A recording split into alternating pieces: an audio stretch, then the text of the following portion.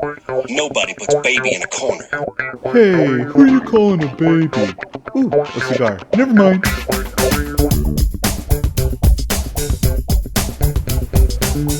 Well, welcome and good evening. Welcome back to another episode of Smokeys Corner. I'm your host, Doug Goodman, also known as Pastor Smokey on ChristianCigarSmoker.com. And I'm excited to jump into our discussion this evening, which is just something that has been on my mind over the last couple of days.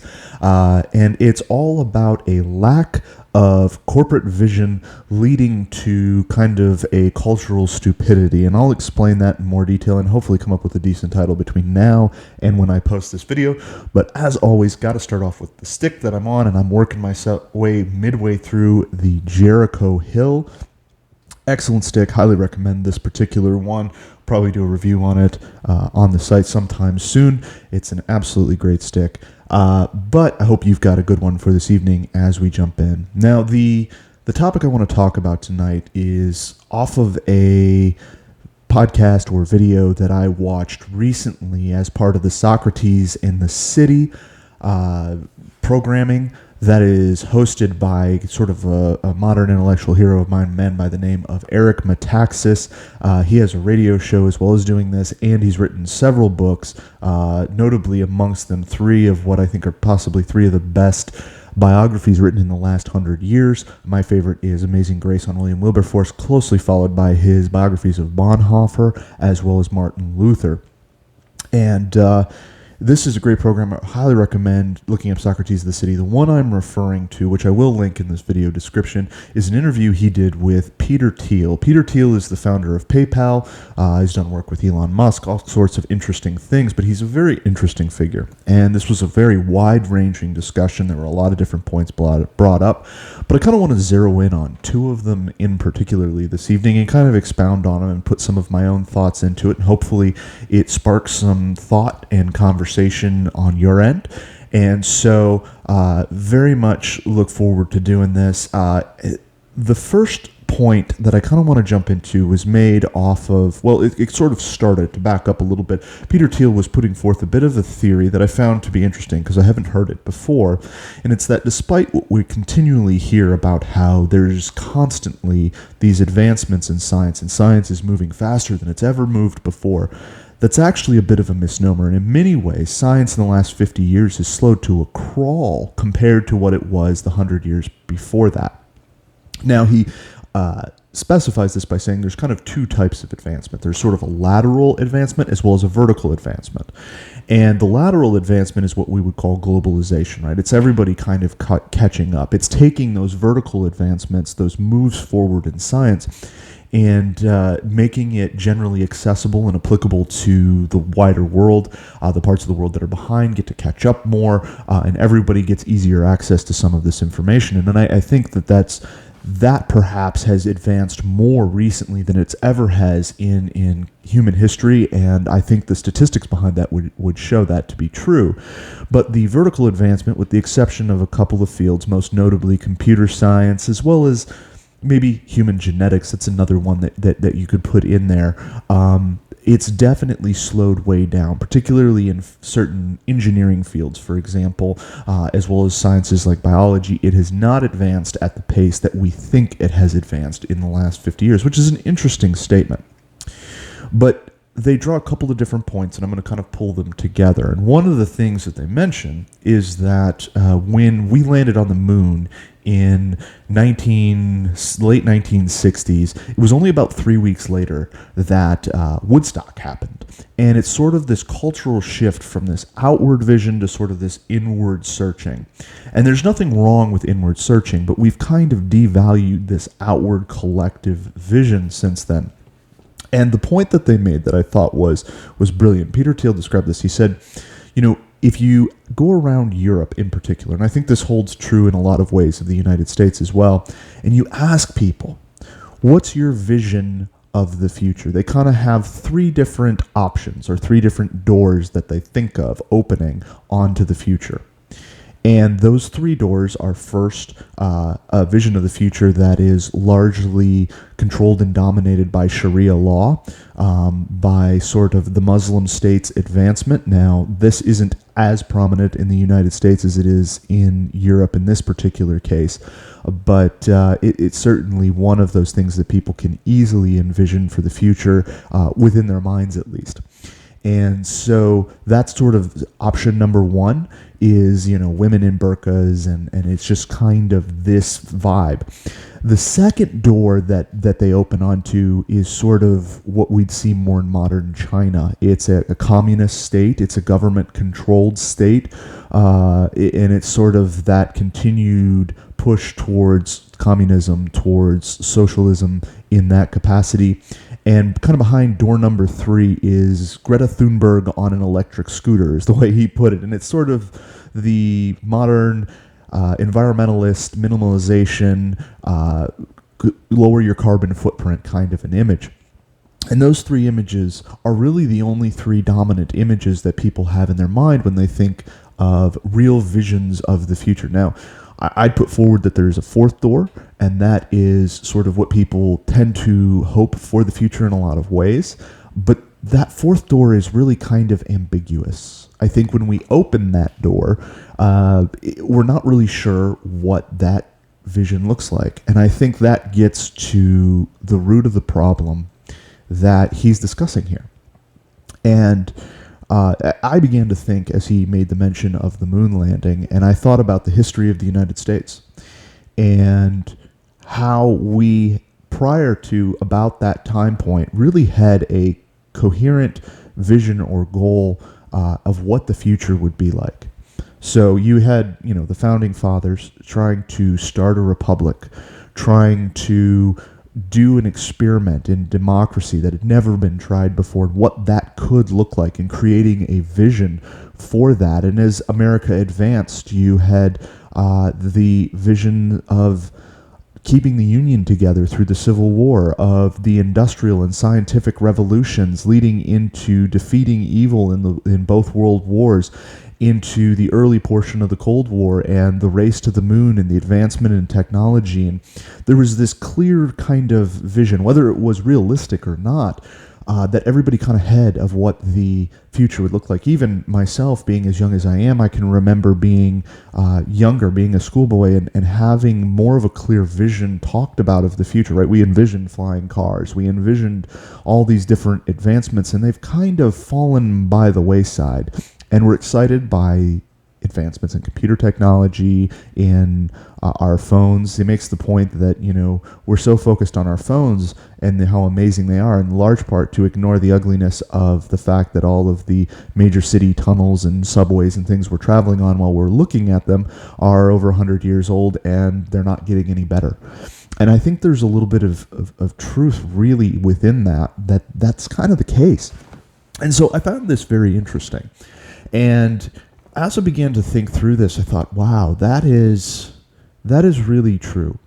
And I think we're constantly talking about an uncertainty of what the future holds now. And we're constantly looking at how is it going to be different? We don't know how it's going to be different. Where are we going? We don't really know where we're going. There's a lot of divisiveness. And it would be sort of blind of looking at history to think that there wasn't a lot of divisiveness back in the time periods we're talking about before the moon landing, but there was a sense of corporate goal, of something we were moving to, even if there were a couple of competing ideas.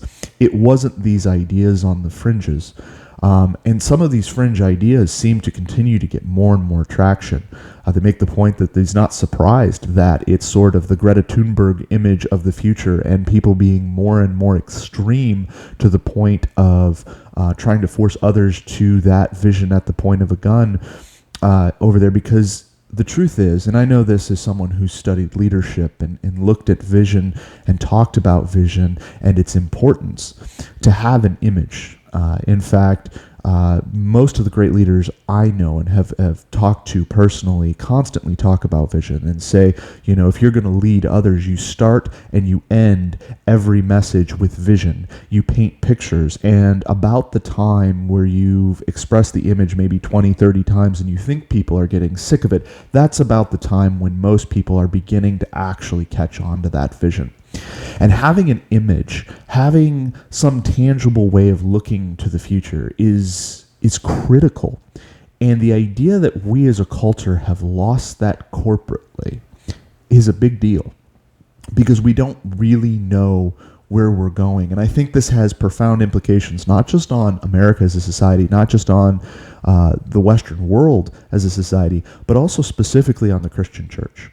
I think that a lot of churches have lost that clear vision, and some of the exceptions are extremists, oftentimes extremists on the fringes, who are painting a picture that is not something that Christ would necessarily have wanted painted.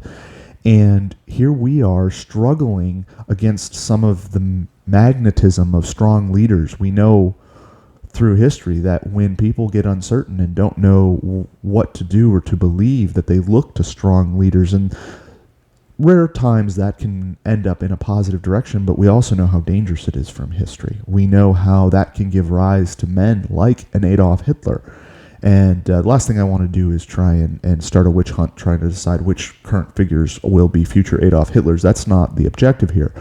But the objective here is to say, when we lose a clear image, we begin to be susceptible to those who give one, even if it's not a good one. And we've lost this corporate sense of where we're going. And I think the church, in a lot of ways, has lost this sense. The understanding that God's kingdom is not just some ether that we'll die and go to. Not only is heaven tangible, not only is it something that we need to study, to look at, and to understand more deeply, that it's not just clouds and harps, but that it's got purpose, it's got mission, it's got reality to it. There's a physicality to it. There's a new heaven and a new earth, and that we will have a place to live and a real objective to live and to continue to work towards at that time is important. But also that the kingdom of God is here and it's now, and that there's a vision for it, and that God wants us to pursue that vision and pursue him in discovering what that is critical. And so the church has lost it, perhaps in part because the culture has lost it. And our culture has lost this unifying goal of reaching the moon. I think, as silly as some people talk about some of the things that, for instance, SpaceX and Elon Musk is doing in trying to go to Mars, one thing I love about that is it's at least creating some kind of a corporate goal, even if it's not as central as it was during the Cold War, as it was trying to get to the moon. There's some sense of there's a task we can do. There's something that we can do to paint a picture for the future. And we need more of that in our culture. We need more of that in our society. We need more of that every day. And so I was really captured by this. And he then continued on into kind of a second point. And his second point was really that we see so much corruption within academia, within how our future generations are being taught. And it's sort of transitioned in their conversation about how there's certain fields that have just kind of gone out of fashion that really do produce a tangible image.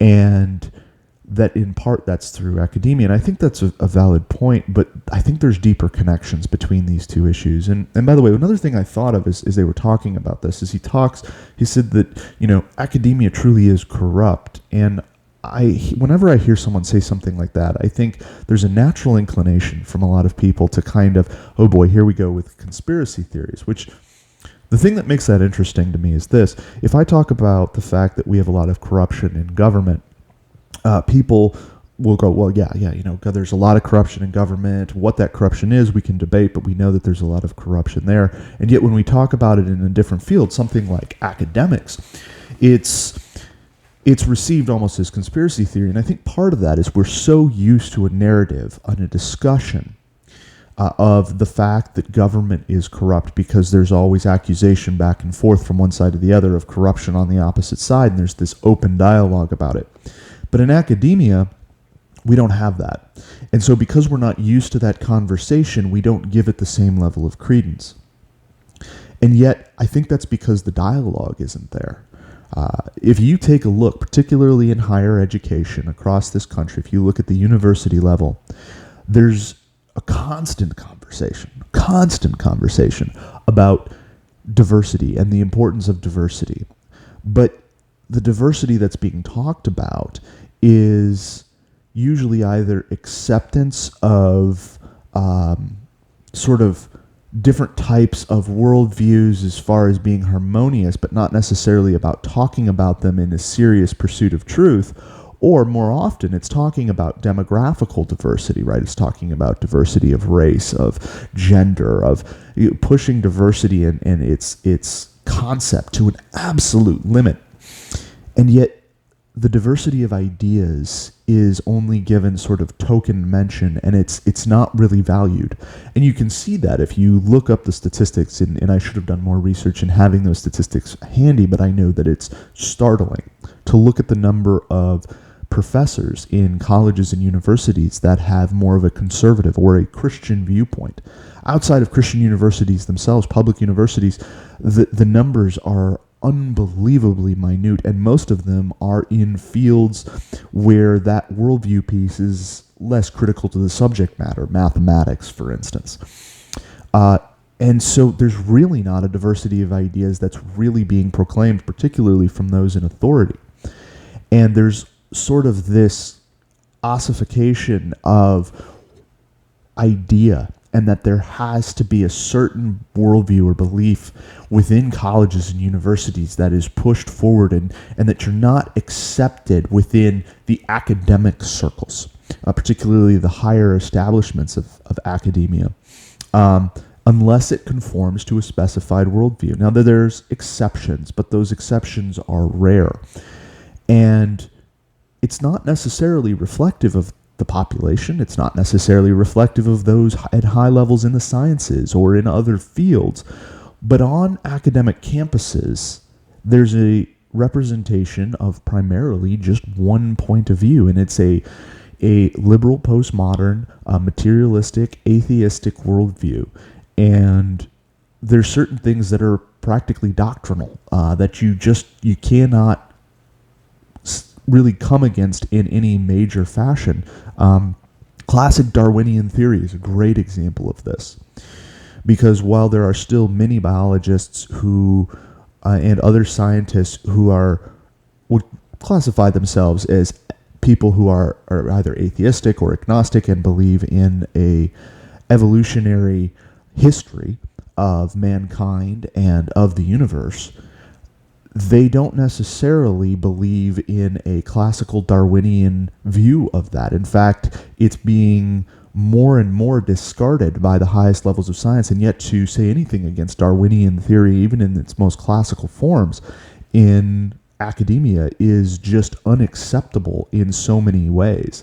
And so we sort of have this stagnancy. There's not that exchange of ideas. There's not a representation. And one of the things that Peter Thiel mentions is he goes progress or evolution of academics and of the progression of our society would say that we should be doing more with less, but we are in fact, particularly in academics, doing less with more. And you can see that in the amount of funds and the amount of time that's spent on the academical world, and yet the advancements in science are slowing. The advancements in thought and in open discourse and dialogue are coming to a grinding halt. And so there's a real problem here. There's a real sense of corruption here, and it's sort of become sort of an establishment. You have certain institutions, Ivy League institutions, for instance, that lead the way. And if they don't approve of your message, you don't get to speak from their platform, and their platform informs what the following platforms have. As I was thinking about this, I really realized, we talk about the direction of the country. And people have asked me, outside of God's moving, outside of God's creating a revival of the church in America, which is, of course, the best way to change our future for the better, what is the one thing that we could do to help America, to improve our future, to create this image that seems to have been lost? And as I thought about it, I thought, okay, well, when we're talking about leadership, when we're talking about this vision, where does the vision come from? Where is the leadership really coming from? And I think oftentimes we're distracted to think that it's coming from places like government, from world leaders, government leaders. And while it's true, leadership in the moment tends to come from there more than any other place, I don't think the overall direction of our country comes from there as much as people might think it does. For example, now we're in the coronavirus and the quarantine, and yes, it's the political leaders and it's the government officials that are leading us through this crisis in the moment. But if you look at the general trend, the general direction of America over the last several decades, and you say, okay, where were these ideas first brought into the sphere of discussion? Where were these ideas first promulgated? Where were they first sort of taught and advanced? We see again and again that it's at the university level. We see it comes from higher education and the institutes of higher education, where they begin to go with their mindset, with their beliefs, with their worldview. The rest of society inevitably follows, because they're the ones educating the leaders of the future. They're the ones educating the general populace. Even if it's not at the Ivy Leagues inform the other universities. The other universities inform secondary education, primary education. It comes out of the academic establishment. And the academic establishment has moved in one specific direction without a diversity of ideas, without the open exchange it claims to have now for a very, very long time. And so I think if the church, I think if we as Christians, I think if we just, whether you're a Christian or not, just somebody who wants to have advancement of ideas proclaimed, has truth truly sought after, it needs to be changed at the university level first. And in the interview, Peter Thiel said something that I've never heard someone voice before, but I think I believed instantly because I think I've thought it for a long time, is that we're at a point in this country where the higher academic establishment can no longer be changed from within. And he makes the point that it's been tried many times over the last 50 years, and there's never really any traction. Individual institutions have tried. Some have been successful in the sense of establishing themselves, but they have remained rare, and they have not been able to spread those same ideas back into the establishment that has a stranglehold from this postmodern materialistic worldview. And it's very anti-Christian. It's very reductionist, materialist, and there's really not room for a discussion of those primary worldview sort of presuppositions. And some institutions, I had the privilege of attending one of them, have tried and done well on their own. I'm thinking of Hillsdale College, where I spent a year just after high school and loved my time there, and am very complimentary of them, and I really would be supportive of them on a big level. And yet that mindset has not spread. And so this is where I veer off strongly, sort of into my own mind here a little bit, and in my own thought process. And I want to kind of paint a picture here today to just kind of give you some food for thought. And it's an image of what I think could be done to really change the direction of this country, to answer that question in a concrete way with some specifics. And it's not easy, but it would be to create an academic structure of higher learning in this country that has the ability to challenge or supplant the existing system, which is not easy, certainly not easy, but it is perhaps easier in some ways than we think. The value of education from these higher institutions at this point is not based on the quality of the education that people are receiving there. Now, there's a minimum amount of that. I'm not saying there can be no quality to the education, because that would collapse the system. But as long as there's a baseline quality that it doesn't drop below, there's no real challenge of these universities to delineate themselves by truly giving a better education, really giving people an opportunity for more truth and more preparation. Now, within the system, Yale, for example, or Harvard might distinguish themselves from a place like Arizona State, or, I'm picking random state universities, but the quality within the two may delineate between Harvard and Arizona State. But Harvard's value really comes from the fact that it's accredited, as does Arizona State's, that the establishment, the academic establishment, has said these institutions are accredited. We give credit to them. We have given them value by our standards, our accreditation from our academic establishment. And yes, Yale and Harvard, they distinguish themselves, but they largely distinguish themselves by picking the cream of the crop from the system that they've informed and created and established in the first place, and they can continue to perpetuate. And so one of the problems here is that you have to have accreditation. You have to be part of this system to try and change it from within, and the system itself will not allow for that change to happen. There are rarities. The only two I know of that reject all federal funding are Hillsdale College as well as Grove City College, which I believe is in Pennsylvania.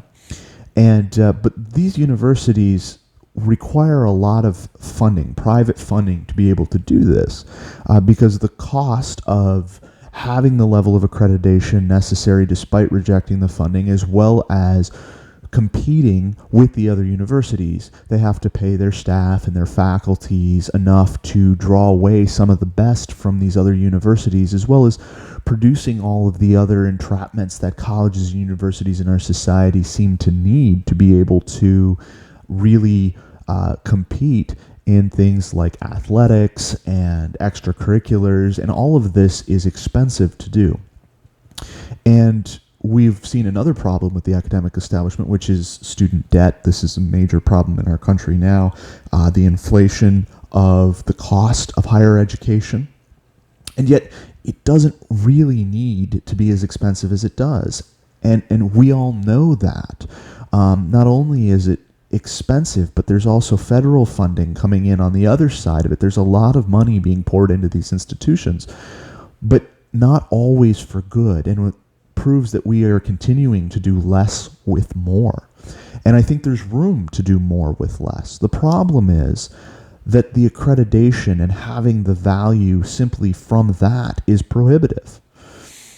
And so the question is there a way to get around this, to do an end around accreditation?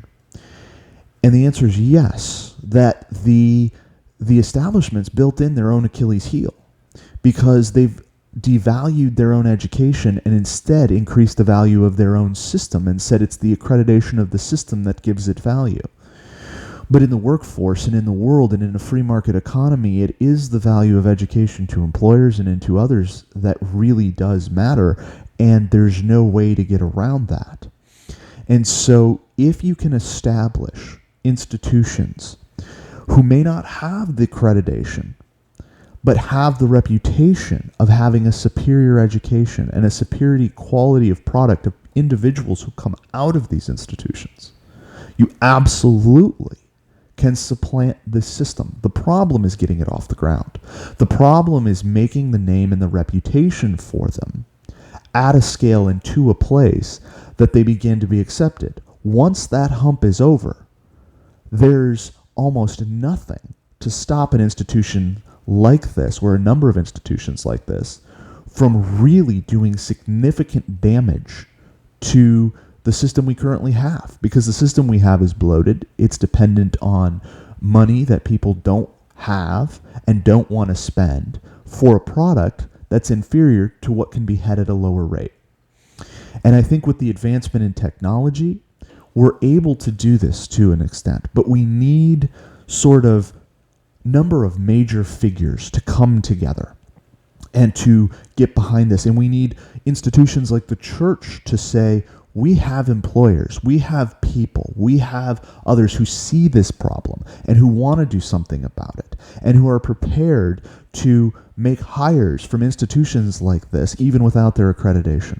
And there's a lot of things that can be done. So for instance, there are resources available online completely for free on platforms like YouTube from some of the greatest minds giving some of the most impactful lectures that have ever been given in the last 20 years, all available oftentimes completely for free. Universities have access to these.